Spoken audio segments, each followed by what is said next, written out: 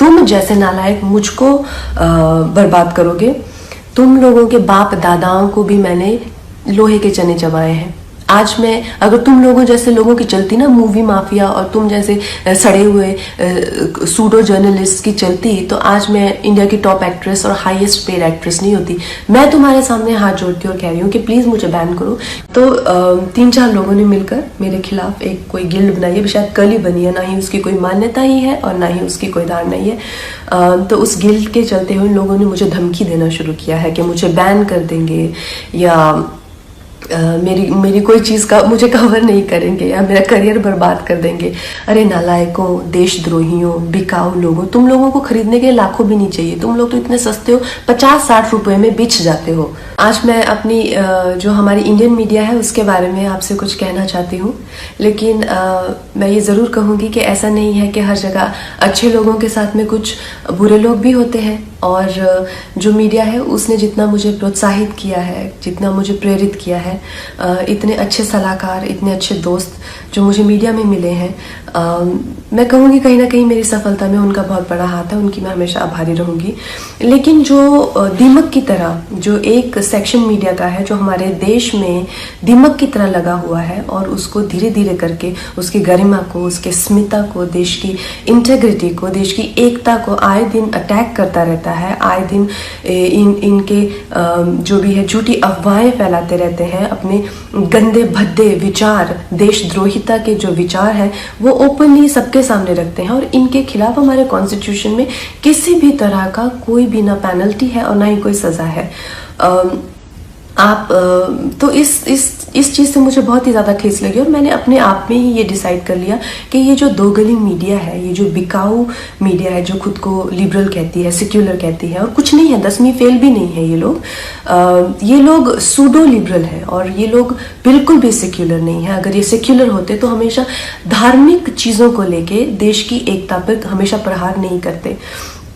ऐसे ही एक चिंदी से जर्नलिस्ट को मैं 1-2 दिन पहले एक प्रेस कॉन्फ्रेंस में मिली, तो उसी की तरह बहुत सारे लोग हैं जो जितने भी हमारे जो सीरियस इश्यूज हैं, हमारे जो सीरियस कॉजेज हैं। वर्ल्ड एनवायरनमेंट में डे के दिन मैंने प्लास्टिक बैन को लेके एक कैंपेन किया था, जिसमें मैंने प्लास्टिक के खिलाफ ईशा योगा सेंटर के साथ में काफ़ी कुछ एक्टिविटीज़ की थी।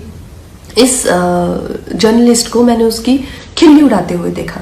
फिर मैंने काउ स्लॉटर के अगेंस्ट, एनिमल क्रूलिटी के अगेंस्ट एक कैंपेन किया, उसका भी ये मजाक उड़ा रहा था। एक शहीद पे मैंने फिल्म बनाई, उसके नाम की खिल्ली उड़ा रहा है। और प्लीज़ आप ये गौरतलब ये है कि इनके पास किसी भी तरह का कोई तर्क वितर्क, समीक्षा या विचार, जो कि एक पत्रकार का हक है, उस तरीके से नहीं गाली गलौज करके, गंदी बातें लिख के, प्रोफेशनल ट्रोल्स जो हैं खुद को मुफ्त का खाना खाने पहुंच जाते हैं ये हर जगह प्रेस कॉन्फ्रेंस पे। मैं जानना चाहती हूँ कि कोई तो क्राइटेरिया होना चाहिए कि अगर आप खुद को जर्नलिस्ट कह रहे हैं, क्या आपने किया हुआ? मुझे एक अपना लिखा हुआ कोई ना कोई एक पीस या एक ब्लॉग, जैसे मैं खुद को अगर कलाकार कहती हूँ तो कुछ तो होना चाहिए टू माई क्रेडिट। आप खुद को क्यों पत्रकार कह रहे हैं? किस लिए आप पत्रकार बने हुए हैं? इन 3-4 लोगों ने मिलकर, क्योंकि मैंने उस इंसान के प्रश्नों का उत्तर देने से मना कर दिया, मैंने कहा कि इंटरनेशनल को मैं क्यों एंटरटेन करूं, मेरे पास किसी भी तरह के देशद्रोही के लिए 0% टॉलरेंस है। तो 3-4 लोगों ने मिलकर मेरे खिलाफ एक कोई गिल्ड बनाई है, शायद कल ही बनी है, ना ही उसकी कोई मान्यता ही है और ना ही उसकी कोई धारणा ही है। तो उस गिल्ड के चलते हुए लोगों ने मुझे धमकी देना शुरू किया है कि मुझे बैन कर देंगे, या मेरी कोई चीज़ का मुझे कवर नहीं करेंगे, या मेरा करियर बर्बाद कर देंगे।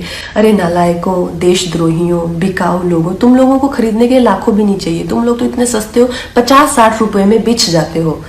जो अपनी देश के साथ गद्दारी करे, अपनी ही थाली में जिसमें खाते हैं उसी में छेद करते हैं, क्योंकि मैं नहीं चाहती कि मेरी वजह से तुम लोगों के घर में चूल्हा जले।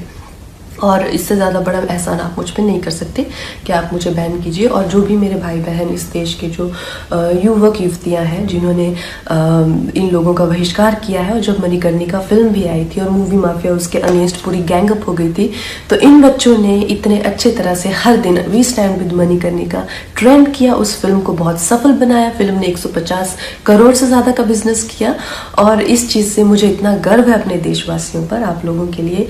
जो हो पाएगा उससे भी ज़्यादा करके दिखाएंगे। बहुत बहुत धन्यवाद।